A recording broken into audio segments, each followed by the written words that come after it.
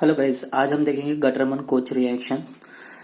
Exactly क्या होती है Gattermann Koch reaction? That is a formulation of arenes using a carbon monoxide compound in the presence of HCl as well as in the presence of AlCl3। Under high pressure condition apply करेंगे हम इसके अंदर। Okay, यहाँ पे हमें जो product form होगा वो होगा आपका पर्टिकुलरली हम यहाँ पे स्टार्टिंग मटेरियली बेंजीन यूज करेंगे। So that is the reason हमें जो प्रोडक्ट मिलेगा वो आपका बेंजाल्डिहाइड कंपाउंड होगा। Okay, so there is a condition for this Gattermann Koch reactions. Okay, हम जनरल रिएक्शन के बारे में बात करते हैं पहले। ओके, फिर उसके बाद हम मैकेनिज्म देखेंगे, स्टेप बाय स्टेप हम उसको एक्सप्लेन करेंगे। ओके,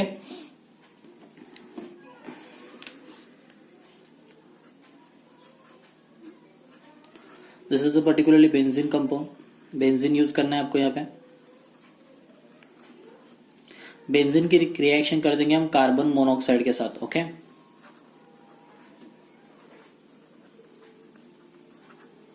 रिएक्शन को हमें परफॉर्म करना है HCl के अंडर में एज वेल एज AlCl3 की प्रेजेंस में।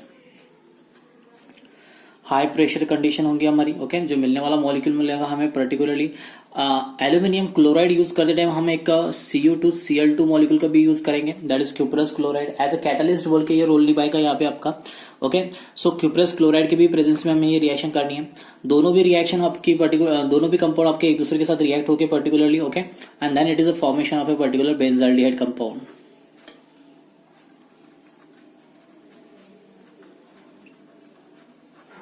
This is the formation of a benzaldehyde.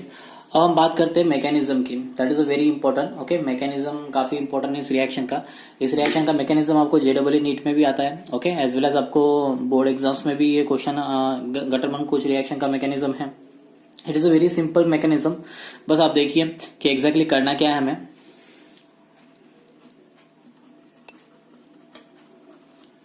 सबसे पहले हम यहाँ पे अप्लाई करेंगे स्टेप फर्स्ट। स्टेप फर्स्ट में करना क्या है हमें पर्टिकुलरली आपको मालूम है अच्छी तरह से कि बेंजीन है। हमने फ्रीडल क्राफ्ट रिएक्शन में देखी थी एक बात कि बेंजीन आपका हाईली स्टेबल होने की वजह से लेस रिएक्टिव होता है, बराबर है। तो रिएक्टिविटी हमें बढ़ाने के लिए सामने वाले कंपाउंड की रिएक्टिविटी बढ़ानी पड़ेगी ताकि हमारा बेंजीन इजीली रिएक्ट हो सके उससे। तो सामने वाला कंपाउंड हमारे पास कौन है? कार्बन मोनोऑक्साइड है, जो कि गैसेस फॉर्मेट में है। लेकिन हम पहले कार्बन मोनोऑक्साइड की रिएक्शन कर देंगे HCl कंपाउंड के साथ। अब HCl आपका जो मॉलिक्यूल है एसिडिक इन नेचर है, हाइड्रोक्लोरिक एसिड है आपका, H+ आपको इजीली दे देगा। ओके, एज वेल अगर हमें पर्टिकुलरली H+ काफी इजीली फॉर्म करना है तो हम यूज करेंगे AlCl3 का। AlCl3 आपका HCl के साथ रिएक्ट होगा and then it is a particularly H+ easily आपको फॉर्मेशन होगा। दैट इज द रीजन हमने एल्यूमिनियम ट्राइक्लोराइड मतलब लिविस एसिड का यहाँ पे इसलिए यूज किया है। ओके, तो सबसे पहले स्टेप फर्स्ट में हम क्या करेंगे? HCl मॉलिक्यूल की रिएक्शन करा देंगे पर्टिकुलरली AlCl3 के साथ, ताकि पर्टिकुलरली आपको मालूम है अच्छी तरह से कि क्या होने वाला है। क्लोरीन एटम के पास आपकी क्या होती है? पर्टिकुलर लोन पेयर्स होती है। सो लोन पेयर कौन एक्सेप्ट करेगा? आपका लिविस एसिड। आपको मालूम है उनका रोल क्या होता है? Lewis acid is a lone pair acceptor. Okay, so that is a particularly formation of a मिलने वाला क्या मालूम मिल रहा है आपको? That is HCl। ओके, इसको ये अटैच होगा HCl dash AlCl3 aluminium carrying negative charge.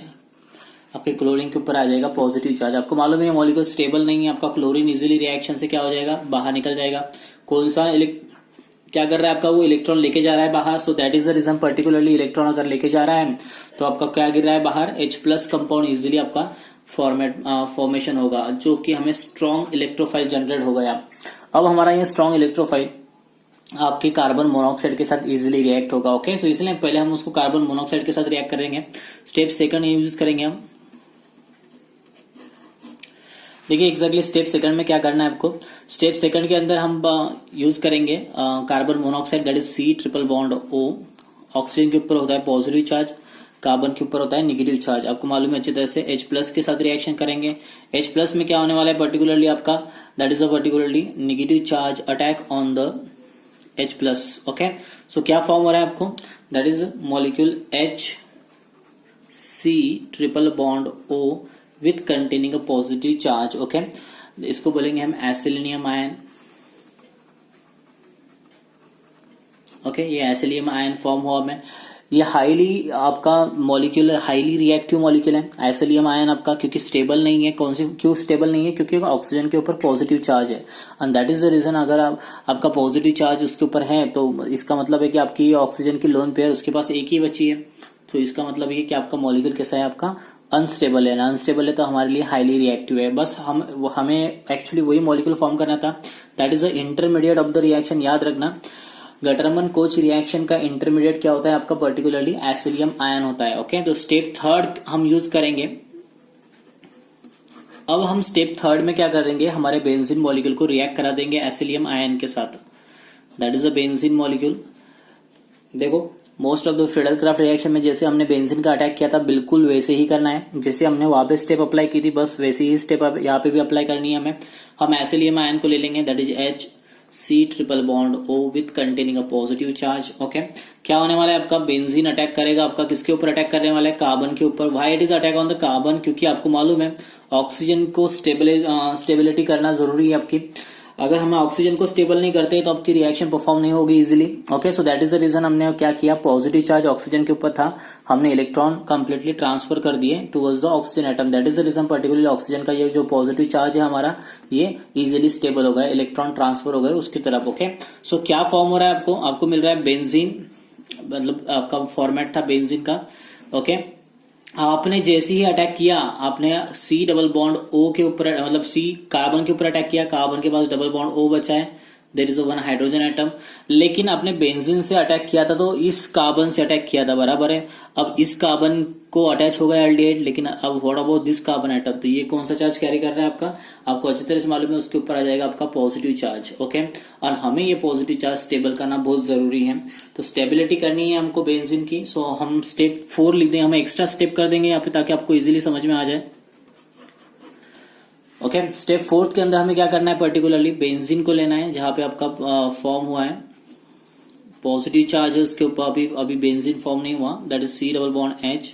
हमें यहां से निकालना है हाइड्रोजन एटम्स। ओके, अब हाइड्रोजन तो निकाल लेंगे इजीली, इलेक्ट्रॉन वहां पे ट्रांसफर हो जाएगा। आपको अच्छी तरह से मालूम है किस तरह से परफॉर्म करनी है, हमने फ्रीडलक्राफ्ट रिएक्शन के अंदर ये परफॉर्म की थी reaction. Okay, now what happen in this case, अगर इलेक्ट्रॉन ट्रांसफर होते तो आपको बेंजीन रीजनरेट होता है, लेकिन बाहर कौन गिर रहा है, हाइड्रोजन एटम गिर रहा है। और आपको मालूम है कि हमने यहाँ पे क्या निकाला था, हमने क्लोरीन एटम निकाला था बाहर, पर्टिकुलरली दैट इज AlCl4 निकला गया था, इसलिए H+ मिला था हमें, तो हम वो AlCl4 का यूज फिर से करेंगे।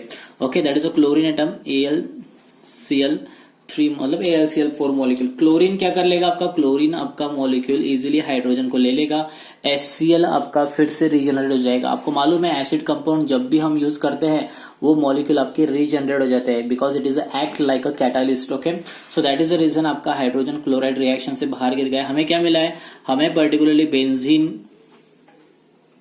हमारा रीजनरेट हो गया और उसको एक सब्स्टिट्यूएंट कंपाउंड अटैच हुआ है, that is aldehydic functional group attach हुआ है। This compound is known as a benzaldehyde. Okay, बाहर जाने वाला मॉलिक्यूल आपका था HCl। Okay, so this is the particularly called as a Gattermann Koch reaction. Okay, very important reaction है। Okay, ठीक से देखो एक बार गटरमन कोच रिएक्शन को, मैं आपको एग्जैक्टली बताता हूँ कि हमने यहाँ पे क्या किया। फॉर्मुलेशन करना था हमको पर्टिकुलरली। ओके, सो फॉर्मुलेशन मतलब क्या, आपका एल्डिहाइडिक कंपाउंड फॉर्म करना था। So that is the reason हमने क्या किया, एल्डिहाइडिक कंपाउंड फॉर्म किया बेंजीन के ऊपर। So that is the formulation of arenes using a carbon monoxide. Carbon monoxide का यूज किया in the presence of HCl and AlCl3 के प्रेजेंस में ये रिएक्शन परफॉर्म किया हमने। AlCl3 का यूज क्या है, मैंने आपको स्टेप फर्स्ट मैकेनिज्म में एक्सप्लेन किया है, आप देख सकते हो। HCl में हमने क्या किया, पर्टिकुलरली AlCl3 के साथ रिएक्शन करा दी, हाइड्रोजन क्लोराइड फॉर्म आपका AlCl3 के साथ कंबाइन हो गया, हाइड्रोजन क्लोराइड में आपको क्लोरीन रिएक्शन से निकल गया, H+ मिला आपको।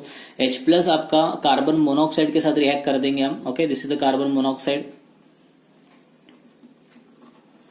ये कार्बन मोनोऑक्साइड के साथ रिएक्शन होने के बाद क्या हो रहा है आपका, पर्टिकुलरली एसिलियम आयन तैयार हो रहा है हमारा। This is a very important molecule हमारा इंटरमीडिएट रिएक्शन का। सो एसिलियम आयन फॉर्म होने के बाद हमने स्टेप थर्ड देखी थी। स्टेप थर्ड में हमने क्या किया, बेंजीन को हम फिर से एसिलियम आयन के साथ रिएक्ट करा दिया। बेंजीन ने इजीली अटैक किया क्योंकि हाईली रिएक्टिव मॉलिक्यूल हो गया।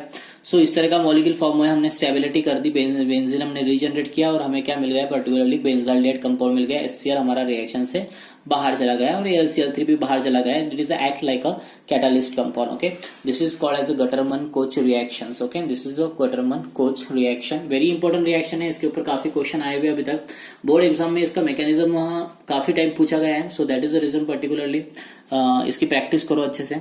अगर आपने अभी तक हमारा चैनल सब्सक्राइब नहीं किया तो प्लीज सब्सक्राइब करिए हमारा चैनल। ओके, हम नेम रिएक्शन आगे और पढ़ेंगे। नंबर ऑफ नेम रिएक्शन है, काफी नेम रिएक्शन है आपको, उसके मैकेनिज्म भी इंपॉर्टेंट है क्योंकि आपको अंडरस्टैंड होना चाहिए कि किस तरह से रिएक्शन परफॉर्म हो रही है। अगर आपको पता ही नहीं चलेगा कि किस तरह से रिएक्शन परफॉर्म हो रही है तो रट्टा मारने से कुछ नहीं होने वाला। आपको मालूम है कि ऑर्गेनिक केमिस्ट्री पे रट्टा नहीं मारते, तो so that is the reason particularly आपको मैकेनिज्म की प्रैक्टिस करना जरूरी है। ओके, अगर आप एक दो बार प्रैक्टिस कर दो तो इजीली आपको अंडरस्टैंड हो जाएगा कि किस तरह से आपको यहाँ पे परफॉर्म करना है, फिर आप खुद से ही आप मैकेनिज्म परफॉर्म करोगे। Okay, so this is a Gattermann Koch reaction. इसके बाद हम कुछ और अलग अलग नेम रिएक्शन पढ़ेंगे। फिलहाल तो अभी गटरमन-कोच रिएक्शन हो गई, आप इसकी प्रैक्टिस करो, बाकी की हम कल देखते हैं reaction. Okay,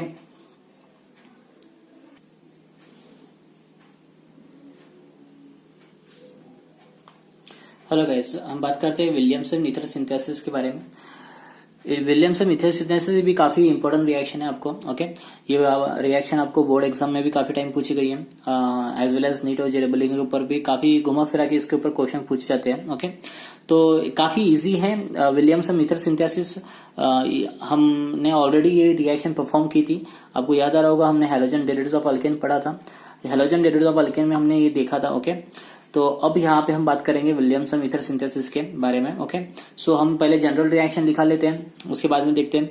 Williamson ether synthesis में you can prepare the particularly similar ether compound. Okay, मतलब जैसे कि डायमिथिल ईथर, डाइथिल ईथर, इस तरह के कंपाउंड भी आप बना सकते हो। As well as mixture of ether भी बना सकते हो, पर्टिकुलरली जैसे ethyl methyl ether, okay, ethyl propyl ether, इस तरह के पर्टिकुलरली मॉलिक्यूल भी आप इसके अंदर बना सकते हो। मतलब आपको सिमिलर ईथर भी फॉर्म हो सकता है और मिक्सचर ऑफ ईथर भी यहाँ पे फॉर्म हो सकता है पर्टिकुलरली। ओके, सो मतलब डिफरेंट मिथाइल कंपाउंड, आपके number of alkyl compound different तरीके से अटैच हो गए। तो हम जनरल रिएक्शन के बारे में बात करते हैं पहले, उसके बाद फिर हम मैकेनिज्म के बारे में बात करेंगे। Okay, so let's take a particularly compound. यहाँ पे हम सबसे पहले यूज करेंगे अल्किल हैलाइड कंपाउंड को। ओके, सो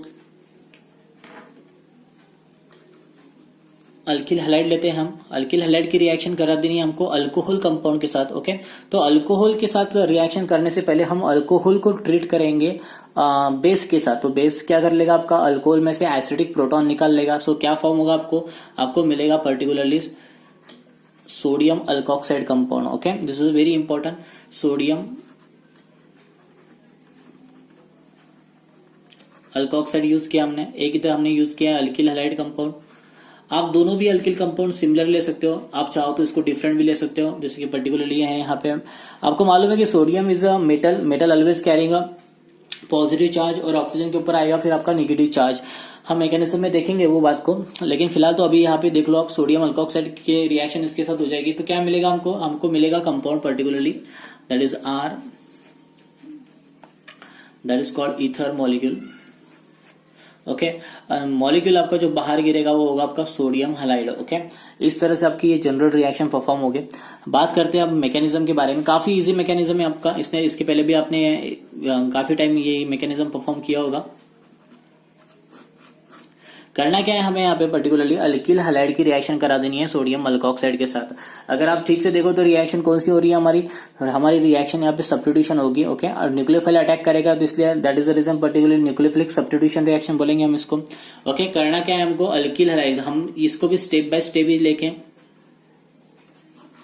ओके, वैसे तो कोई जरूरत नहीं है स्टेप की यहाँ पे, लेकिन आपको अगर समझना है ठीक से तो हम पर्टिकुलरली स्टेप बाय स्टेप ही जाएंगे। Okay, so alkyl halide use किया है हमने, हम रिएक्शन करा देंगे दैट इज R-O- Na+ के साथ। ओके, क्योंकि आपका सोडियम जो है मेटल कंपाउंड है तो ऑलवेज प्लस चार्ज कैरी करता है, आपको अच्छी तरह से मालूम है। So what happen in this case, आपको मालूम है क्या होने वाला है, आपका नेगेटिव चार्ज अटैक करेगा आपके किसके ऊपर, पार्शियली नेगेटिव। ये है आपका पार्शियली पॉजिटिव अल्किल कंपाउंड है तो आपका नेगेटिव चार्ज अटैक करेगा पार्शियली पॉजिटिव के ऊपर। ओके, आपको अच्छी तरह से मालूम है अल्किल के ऊपर करेगा और हैलोजन को रिएक्शन से बाहर निकालेगा।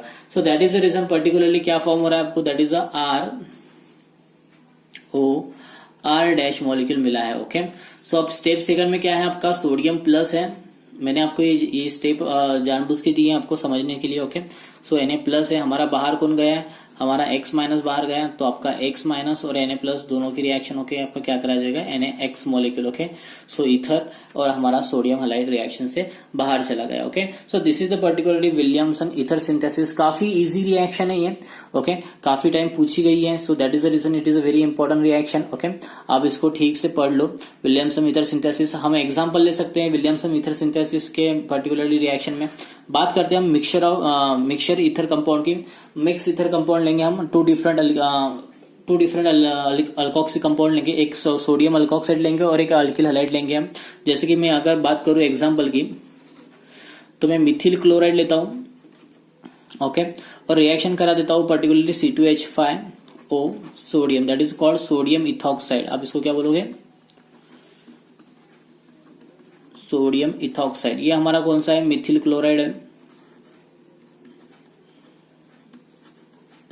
मिथिल क्लोराइड है, क्या करने वाला है आपका, sodium ethoxide Na plus. Okay, CH3 के ऊपर अटैक होगा। Why it is attack on the CH3, because आपको मालूम है पार्शियली पॉजिटिव आपका CH3 के ऊपर है, so negative charge partially positive के ऊपर अटैक करेगा। So what happen in this case, आपको मिलने वाला मॉलिक्यूल क्या मिल रहा है, दैट इज CH3। जिसने अटैक किया था वो कौन था आपका, oxygen with particularly ethyl compound. तो इस कंपाउंड को क्या बोलना है आपको, आप जब भी IUPAC नॉमेनक्लेचर दोगे इथर कंपाउंड का, अल्फाबेटिकली नाम देना है आपको। ऐसे अगर कॉमन नेम देना है तो आपको IUPAC नेम तो पता है, लेकिन आपको कॉमन नेम देना है तो आपको इसको पर्टिकुलरली इथिल, मिथिल, ईथर, इस तरह से पर्टिकुलरली आप इसको नाम दे सकते हो। This is the common name of this compound, ethyl, methyl, ether. अगर आपको IUPAC नेम देना है तो आप IUPAC नेम भी दे सकते हो। आपको यहाँ पे से भी सिलेक्ट लॉन्गेस्ट चेन्स करनी पड़ेगी। लॉन्गेस्ट चेन्स कहाँ पे हमारी, that is a particularly longest chain. और हमारा जो पर्टिकुलरली शॉर्ट चेन होती है हमारी, वो आपके ऑक्सीजन के साथ जाएगी। मतलब हम इस कंपाउंड को क्या बोलोगे, अल्कोक्सी बोलोगे। फिलहाल तो अभी मिथिल है तो हम इसको बोलेंगे मिथॉक्सी। चेन कौन सी हमारी longest, that is ethyl compound की चेन है। So that is the reason particularly हम इसको नाम दे सकते हैं। अब क्या नाम आएगा इसको, 1 पोजीशन पे अटैच होगा आपका methoxy compound. Okay, so that is 1 methoxy. Okay, longest chain का नाम क्या आ जाएगा फिर आपका, इथेन। इस तरह का IUPAC नेम आ जाएगा आपका इस कंपाउंड के अंदर। Okay, so this is the particularly Williamson ether synthesis reaction. Very important reaction है। ओके, आप आई होप आपको अंडरस्टैंड हो गई होगी। Okay, so this is the reaction.